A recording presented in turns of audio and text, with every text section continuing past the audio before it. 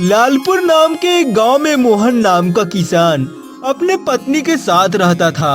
मोहन था तो बहुत अक्लमंद, लेकिन एक नंबर का आलसी भी था। अजी सुनते हो, थोड़ी मेरी मदद करो। यह अनाज की बोरी बहुत भारी है, मैं अकेले नहीं उठा पाऊंगी। तो भगवान एक बार अपनी लंबी जुबान से इसे उठाने की कोशिश तो करो, हो सकता है तुम रख लोगी। ऐसे ही जब कोई काम करना होता तो वह घर के बाहर जाकर जहाँ भी जगह मिलता वहीं सो जाता। फिर शाम को बिना काम के वापस घर आ जाता। किसी दिन अगर कुछ काम भी कर लेता तो जब तक घर का राशन खत्म न हो जाए तब तक कुछ काम भी नहीं करता। उसका आलस देखकर उसकी पत्नी भी बहुत परेशान रहती थी। अरे उठिए ना, कम से कम आज तो घर का काम कर लीजिए। घर का राशन भी खत्म हो गया है। अभी जंगल जाइए और लकड़ियाँ बेचकर सामान लेकर आइए। बेचारा मोहन को आज फिर से काम पर जाना पड़ा। मोहन जंगल में पहुंचकर सूखी लकड़ियां ढूंढते हुए एक आम के पेड़ के पास पहुंच जाता है।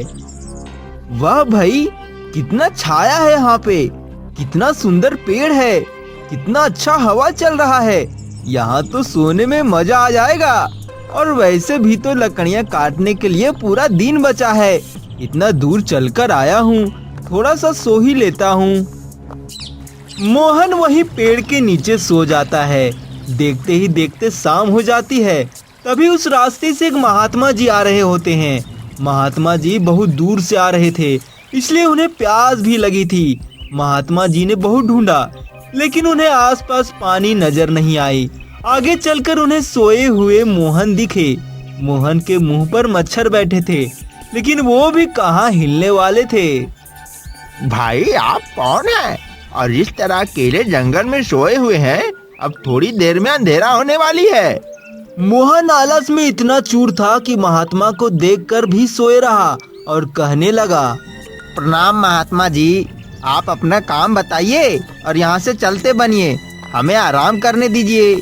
बड़ा ही विचित्र आदमी है भाई, हमें माफ करिएगा, लेकिन मुझे तो बहुत जोर से पानी प्यास लगी थी। आपको देखा तो लगा आपको पूछ लूं। अगर आपके पास पानी मिल जाता तो आपका बहुत बड़ा मुझ पे उपकार होता। उपकार पे उपकार, उपकार पे उपकार कुछ नहीं, बस हमारे ऊपर जो मक्खियाँ उड़ रही है उसको उड़ा दीजिए। और देखिए बगल में थैली में पानी रखी होगी, निकाल कर पी लीजिए और हमें आराम करने दीजिए, परेशान मत कीजिए, समझे महात्मा जी। अरे बड़ा ही आलसी आदमी है, अपने ऊपर घूम रहे मक्खियों को भी नहीं भगा रहा। खैर मुझे उससे क्या। महात्मा जी ने मोहन के ऊपर घूमते हुए मच्छियों को भगा दिया और पानी पीकर अपनी प्यास बुझाई। भाई तुमने मेरी प्यास बुझाकर मेरी जान बचाई है। अगर तुम्हें कुछ चाहिए तो मांग लो, हम दे देंगे। महाराज आपने अगर पानी पी लिया हो तो कृपा करके यहाँ से जाइए, हमें आराम करने दीजिए। पता नहीं सुबह सुबह कौन आ जाता है यार। महात्मा जी को मोहन की बातें काफी अजीब लगी और वो वहाँ से चले गए। धीरे धीरे शाम हो गई तो मोहन उठा और लकड़ियों को इकट्ठा करने लगा। लकड़ियाँ इकट्ठा करके उसे बाजार में जाकर बेच दिया और उससे जो पैसे मिले उससे घर का राशन खरीद लिया। उसका लाया हुआ राशन 2-4 ही दिन चल पाया। इस बात से गुस्सा कर मोहन की पत्नी मोहन को घर से ही निकाल दी। तब मोहन फिर उस जंगल में चला गया और मोहन इसी आम के पेड़ के नीचे जाकर सो गया और आराम करने लगा।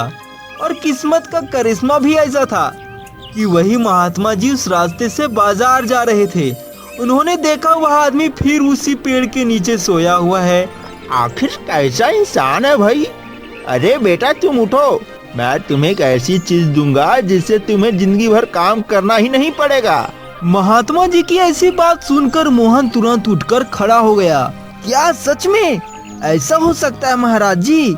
मोहन की बातें सुनकर महात्मा जी मन ही मन मुस्कुराए और अपने एक अंगूठी मोहन को दिखाकर कहते हैं, देखो बेटा, यह अंगूठी हमें एक राजा ने दी थी। यह बहुत ही कीमती अंगूठी है। तुम इसे बेचकर जीवन भर अपने और अपने परिवार का सारा खर्च चला सकते हो। इतना कहकर महात्मा जी अंगूठी को मोहन को दे देते हैं और वो वहाँ से चले जाते हैं। अंगूठी मिलने के बाद मोहन खुशी के माने पागल हो रहा था और उसने जल्दी से कुछ लकड़ियाँ इकट्ठा की और लकड़ियाँ लेने के बाद अपने घर की तरफ चल पड़ा। कुछ दूर चलने के बाद उसे रास्ते में बहुत जोरों से प्यास लगने लगी। उसने एक जगह रुककर अपने थैले में ढूंढा, मगर उसमें भी पानी खत्म हो गया था। अपनी लकड़ी रखकर मोहन नदी के किनारे पानी पीने चला गया। वैसे ही उसकी अंगूठी नदी में गिर गई। उसने बहुत अंगूठी को खोजा, लेकिन अंगूठी नहीं मिल पाई। तो वह वापस लकड़ियों के पास आया और उसे उठाकर घर की ओर चल गया। कुछ महीनों बाद मोहन जब उसी जंगलों में एक दिन लकड़ियां इकट्ठा कर रहा होता है, तब उसे फिर से वही महात्मा जी मिलते हैं। महाराज जी, जब मेरी किस्मत में ही यही लिखा है तो आपका अंगूठी देने से मेरा भाग्य थोड़ी ना बदल जाएगा।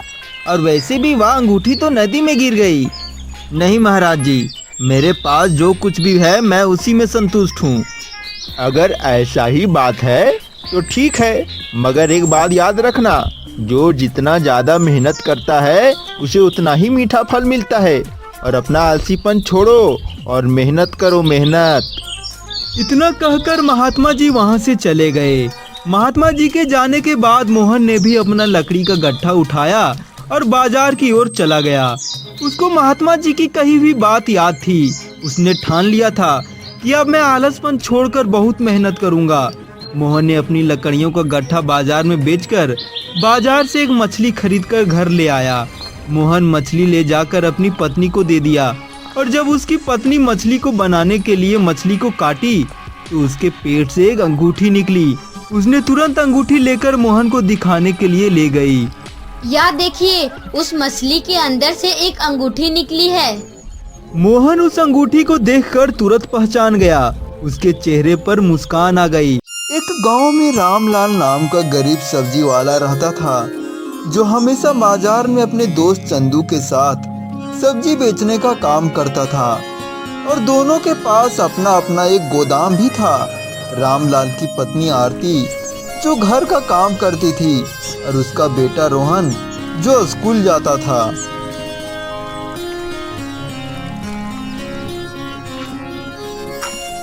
यह लो दादी माँ, आज फिर से तुम्हारे लिए अपना लंच बॉक्स बचाकर लाया हूँ। भगवान तुम्हारा भला करे बेटा। रोहन, मुझे एक बात समझ में नहीं आ रही है, आखिरकार कब तक तुम ऐसे भिखारियों का अपना लंच बॉक्स देते रहोगे? इन लोगों का तो आदत है भीख मांगने की। मैं तो एक फूटी कौड़ी भी ना दूं। मोहन, मुझे पता है कि मेरे पिताजी उतना अमीर तो नहीं है कि उनके लिए रोज खाने की व्यवस्था कर सकूं। और एक दो बार लंच दे दिया तो फिर मैं कौन सा गरीब हो जाऊंगा। और वैसे भी मेरे पिताजी कहते हैं कि दान पुण्य करने से हमारा कुछ घटता नहीं है, बल्कि और बढ़ जाता है। तू नहीं मानेगा, अब चल घर चल, देर हो रही है। रोहन और मोहन वहाँ से घर की ओर चल देते हैं और घर पहुँचते ही रोहन अपने परिवार के साथ खाना खाने बैठ जाता है। वैसे आरती, मेरा मानना है कि इस बार दिवाली से पहले अगर हमारा गोदाम का आलू बिक जाए तो त्योहार भी धूमधाम से मनाएंगे। आप चिंता ना करें जी, आपकी मेहनत पर हमें पूरा भरोसा है। पापा, इस बार दिवाली पर हमें बहुत सारे पटाखे चाहिए। मेरा दोस्त मोहन ने भी बहुत सारे पटाखे खरीदे हैं, रॉकेट खरीदे हैं, सुतरी बम, फुलझड़ी, सब कुछ। नए नए कपड़े भी खरीदे हैं। हाँ हाँ रोहन, इस बार सब कुछ खरीद देंगे। रॉकेट, फुलझड़ी, नए नए कपड़े, मिठाइयाँ सब कुछ खरीद देंगे। इस वर्ष और भी बड़ी धूमधाम से मनाएंगे दिवाली। रामलाल और उसका बेटा रोहन दोनों अपने आलू के गोदाम में चले जाते हैं और देखते हैं कि सारे आलू में तो कीड़े लग गए हैं। हे भगवान, ये क्या हो गया? मेरे सारे आलू में तो कीड़े लग गए। अब सड़ा हुआ आलू कौन खरीदेगा? आप चिंता ना करें पिताजी, भगवान सब कुछ ठीक कर देंगे। और वहाँ से दोनों अपना थैला लेकर बाजार चले जाते हैं। वहीं पर मोहन भी अपने पिताजी के साथ आया था। क्या हुआ रोहन, तुम और अंकल जी इतना उदास क्यों हो? हाँ भाई, तुम दोनों उदास क्यों हो? क्या हुआ, कुछ तो बोलो। क्या बताऊं चंदू भैया, मैंने जो स्टॉक में आलू रखे थे उसमें कीड़े लग गए, जिससे सारा आलू सड़ गया। देखो रोहन, बहुत तुम दान पुण्य करते थे ना, देखा इसका अंजाम। अंकल ये अपना लंच बॉक्स रोज किसी न किसी गरीब को दे देता था और कहता था कि दान पुण्य करने से और बढ़ता है। देखा दान पुण्य करने का नतीजा। इस तरह वहाँ से रामलाल और उसके बेटे घर की ओर निकल पड़ते हैं। रास्ते में उन्हें वह बूढ़ी दादी मिलती है। बेटा मेरे घर में खाने को कुछ भी नहीं है, कुछ मदद कर दो। खुश रहो बेटा, माँ लक्ष्मी की कृपा तुम पर सदा बना रहे। तुम्हारा बहुत बहुत शुक्रिया बेटा। इतना कहते ही वह बूढ़ी दादी माँ लक्ष्मी के रूप में आ जाती है। बेटा मैं तुम दोनों से बहुत खुश हूँ, इसलिए यह जल को ले जाकर अपने आलू के बोरे पे छिड़क देना। इसके छिड़कने से तुम्हारे आलू में कभी कीड़े नहीं लगेंगे और न कभी सड़ेंगे और तुम्हारा कभी नुकसान नहीं होगा। माँ, मैं तुम्हारी दर्शन पाकर पूरा धन्य हो गया माँ। अच्छा बेटा, अब मैं चलता हूँ। इतना कहते ही माँ वहाँ से गायब हो जाती है और बाप बेटे घर आकर आरती को सारी बात बताने लगते हैं। जरूर हमने पिछले जन्म में कुछ अच्छा कार्य किए होंगे जी, जो माँ ने खुद अपना दर्शन दिया। हाँ पिताजी, अब हमें अपने गोदाम में जाना चाहिए जल को छिड़कने के लिए। हाँ हाँ बेटा चलो। दोनों वहाँ से अपने गोदाम में चले जाते हैं। गोदाम पहुँचते ही जल को आलू की बोरियों के ऊपर छिड़क देते हैं और देखते ही देखते पूरा आलू पहले जैसा ही साफ हो जाता है। बेटा माँ सही कहती थी, देखो आलू से सारे कीड़े गायब हो गए हैं। हाँ पिताजी, अब यहाँ से चलना चाहिए। अगले ही दिन वह अपने आलू के बीज को लेकर बाजार पहुँचते हैं। क्या हुआ चंदू, आज सिर्फ टमाटर लेकर आए हो और उदास लग रहे हो, क्या हुआ? क्या बताऊं रामलाल भाई, कल रात में मेरे गोदाम से सारी सब्जियां चोरी हो गई। या तो घर पे बची थी, इसलिए यहाँ बेचने के लिए आ गया। तुम परेशान मत हो चंदू, कल से तुम मेरे गोदाम से सारी सब्जियां उठा लेना और सब्जी बेचने के बाद तुम मेरे पैसे लौटा देना। इस बार तो दिवाली हम दोनों मिलकर ही मनाएंगे।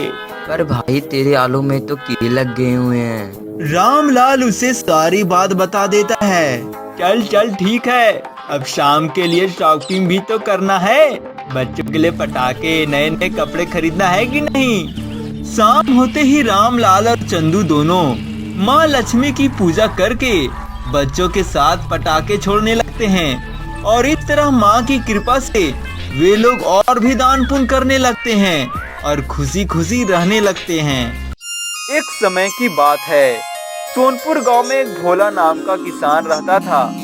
भोला के पास एक छोटा सा खेत था, जिससे वो अपना खेती करके अपने और अपने परिवार का पेट पालता था। भोला दिमाग का बड़ा ही तेज था। वह मौसम को देखकर बता देता था कि बारिश होगी या नहीं। इसी के कारण उसके गांव में उसकी बहुत इज्जत भी थी। कुछ दिन पहले की बात है, भोला खेती कर रहा था कि तभी उसके गांव के मुखिया जी आए और मुखिया बोले, अरे ओ भाई भोला, इतनी जोर से खेती करने में लगे हो, क्यों पसीना बहाते हो इस छोटी सी खेत में? इसे मेरे नाम क्यों नहीं कर देते और मेरे यहाँ काम पर लग जाते? दरअसल मुखिया हमेशा भोला से चिढ़ता था, क्योंकि वो छोटा सा खेत मुखिया के खेत से जुड़ा हुआ था।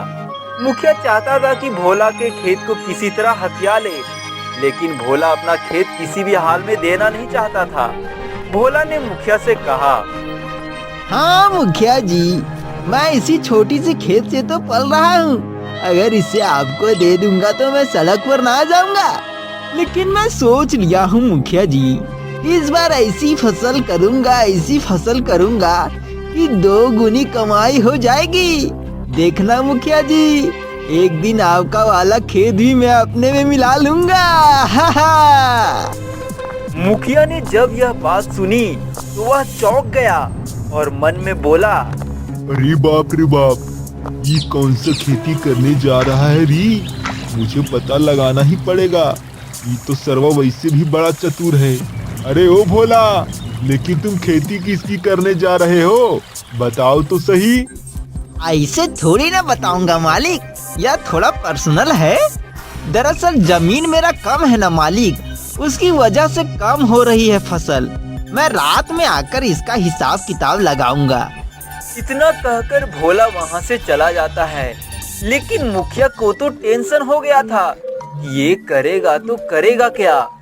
थोड़ी देर बाद रात हो जाती है और भोला फौरा लेकर अपने खेत की तरफ निकला ही था कि उसकी पत्नी मिस्ती ने टोक दिया। अरे रात में फौरा लेकर कहाँ जा रहे हो? अरे भगवान शांत हो जाओ, शांत हो जाओ। अपने पास कम खेत की वजह से फसल नहीं हो पाती है ना। अब मैं एक ऐसा उपाय निकाला हूँ कि इस बार इतना अनाज पैदा करूँगा, इतना अनाज पैदा करूँगा कि साल भर भी खत्म नहीं होगा। भोला की यह बातें मुखिया खिड़की तरफ से सुनता है। मुखिया के तो पसीने छूट रहे थे कि आखिर कौन सा खेती करने वाला है भोला। वो भोला के पीछे पीछे उसकी खेत तक चला गया और एक पेड़ के पीछे जाकर छुपकर देखने लगा। कहाँ से शुरू करूँ, कैसे करूँ? क्या मुखिया का खेत थोड़ा आड़ जा रहा है? अगर मेरी खेत की फसल ज्यादा हो गई और मुखिया के खेत में पहुँच गई, फिर तो उसको बिना मेहनत किए मेरी फसल मिल जाएगी।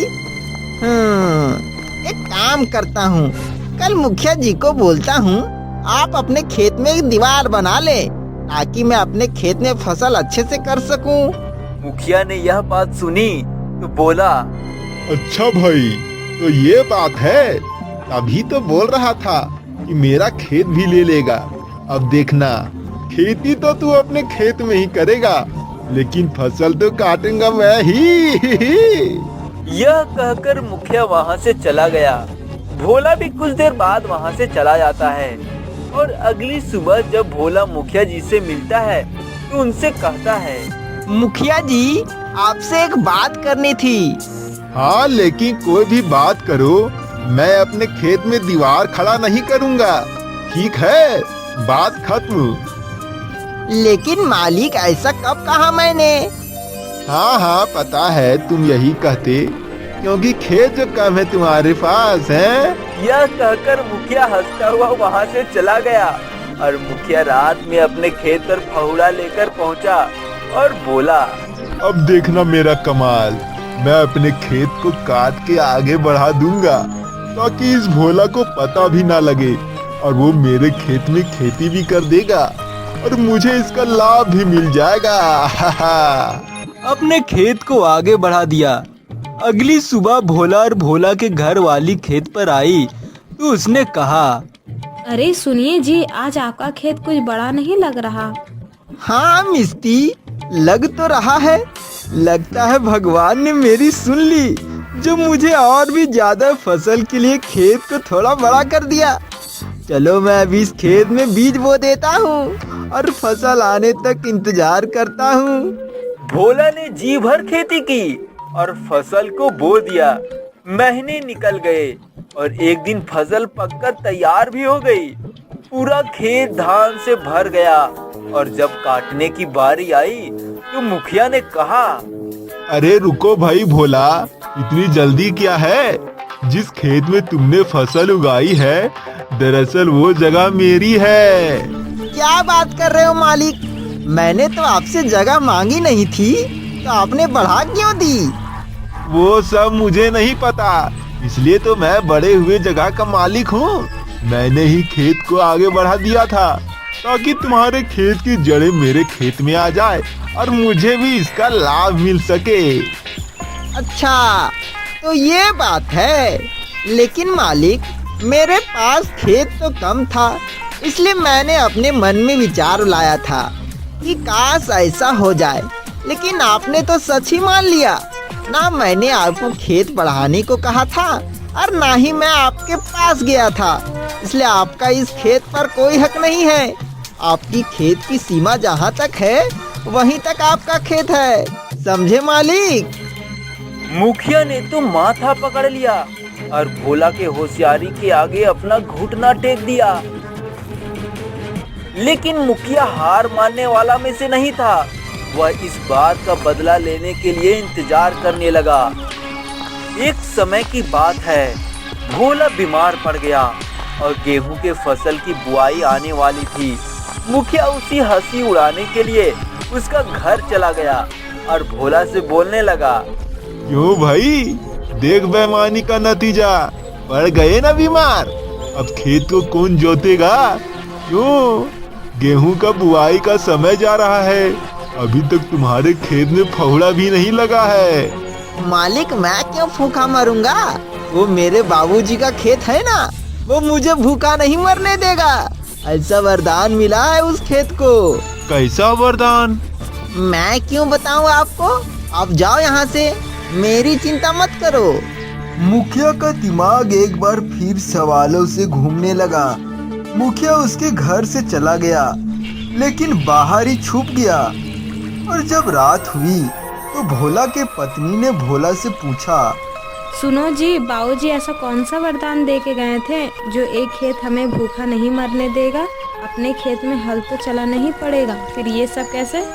अरे ये बहुत पर्सनल बात है, लेकिन आज तुझे बता ही देता हूँ। तो सुनो, अपने बाबूजी ने खेत में कहीं सोने का मटका गाड़ दिया है, जिसे हमें खोद कर निकाल लेना है।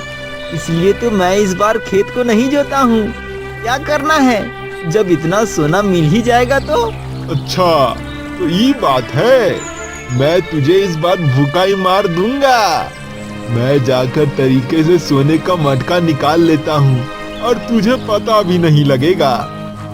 अब क्या था, मुखिया अपने फहुड़ा लेकर रात में पहुंच गया भोला के खेत पर। अब पूरे खेत को फहुड़ा से खोद डाला, लेकिन कोई भी मटका नहीं मिला।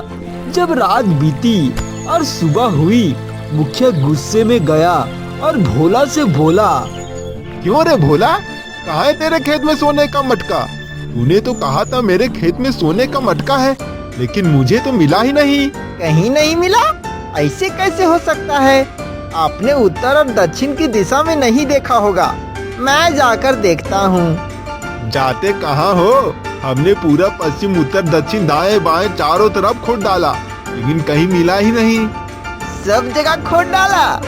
अरे ओ भगवान, सुनती हो, वो बीज लेकर आना। तो मुखिया जी ने अपने खेत को पूरा खोद डाला है। अब मुझे हल चलाने की कोई जरूरत ही नहीं है। किसी ने सही कहा है कि भगवान गरीबों के ही सुनते हैं। इसका मतलब तूने झूठ कहा था, वहाँ कोई सोना नहीं है। मालिक, सोना होता तो मैं कब का निकाल कर जमींदार नहीं बन जाता। वह तो मैं अपनी पत्नी का दिल बहलाने के लिए कहा था। लेकिन मेरे एक बात समझ में नहीं आ रही है, ये बात आपको किसने बताई? अरे भाई, मुझे कौन बताएगा? मैं थोड़ी ना तुम्हारे घर पर घूमता रहता हूँ जो मुझे पता चल जाएगा। वो तो मुझे सपना आया था इसलिए। अच्छा, ये बात है। बेचारा मुखिया मुंह लटकाकर चला गया। इस तरह भोला अपनी खेत को बड़ा भी कर लिया और अपनी बुद्धिमानी से मुखिया से हल भी चलवाया।